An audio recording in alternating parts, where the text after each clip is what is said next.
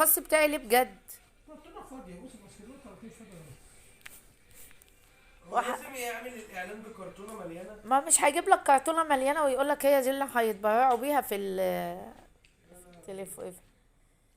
مصطفى ضد في الاعلانات كلها. كل الاعلانات. انت كل حاجه انت كل بتشتغل. الاعلانات الصراحه مش عاجباك. ولا اعلانات ولا مسلسلات. اه. حتى المسلسل اللي مختاره اقسم بالله ما في حد بيتفرج عليه. اللي هو ايه؟ بتاع يحيى الفخراني، والله ما حد بيتفرج عليه وبيتريقوا عليه كلهم على النت. والله بيطلعوا عليه. الله اعلم بقى. بيبقى قصه واحده واحده، عيل هبله مش فاهم حاجه. معلش انت عشان بتحب يحيى الفخراني. انا مبسوط، امك خانقنا بيت امك. مفيش ولا اعلان يا ربي عاجبك. ولا ممثل ولا ممثل ولا اعلان عاجبك. طب نعمل ايه؟ طب ده في ايه ده؟ مالك؟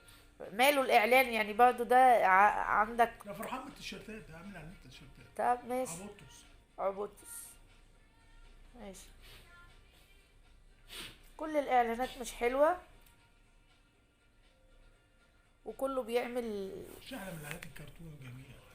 زمان بقى بتاع الست مع العيل ثانية. ما ماشيه معايا على العيل. الست ثانية فاتحة الحنفية. ست ثانيه ماشيه ترخ وتنشر بس الحنفيه نقش وتلاقي الكومبلتين دول مقصيه.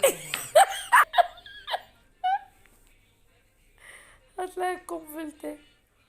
وانا الايه، انا الصرصور طالع. طالع نازل زي المنشار، طالع واكل منشار. زي المنشار.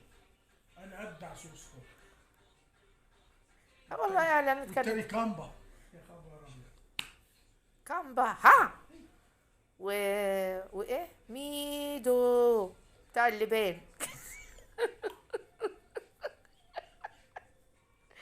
حاجات والله زمان فعلا كانت جميلة ولا وما كانوش يخنقونا يعني المسلسل يجي 60,000 إعلان يعني حاجة بجد خنيقة يعني. لا وشوية بقى إعلان عن كومباوند وناس مبسوطة وفلل وشوية مرض الاطفال سرطان و57 وتبرعوا للأيتام وتبرعوا لكذا وتبرعوا لكذا فحاجة يعني. طب الإعلانات اللي هي بالملايين دي ما تطلعوها للناس دي.